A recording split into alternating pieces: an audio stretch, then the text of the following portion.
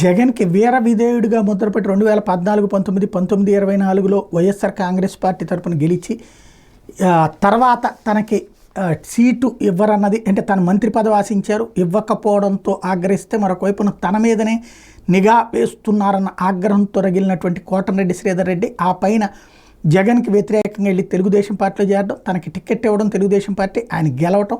నిన్న తొలిసారి జగన్కి చురకలతో కూడిన ఉపన్యాసం ఇచ్చారు. రోజు గంటసేపు మాట్లాడనిస్తామని లిఖితపూర్వకంగా హామీని ఇస్తేనే వైకాపా అధ్యక్షుడు జగన్ శాసనసభ సమావేశాలకు వస్తారేమోనంటూ చురకలు వేశారు. జగన్కి ఒక నమస్కారం పెట్టాలని చూస్తుంటే ఆయన సభకే రావడం లేదన్నారు. ఆయన సభకు రావాలంటే ఏం మాట్లాడి అడ్డు చెప్పబోని హామీ ఇవ్వాలేమోనని వెటకారం చేశారు. వైకాపాలో ఆయన తప్ప ఎవరు మాట్లాడకూడదనే జగన్ తత్వమని కోటరెడ్డి చెప్పుకొచ్చారు.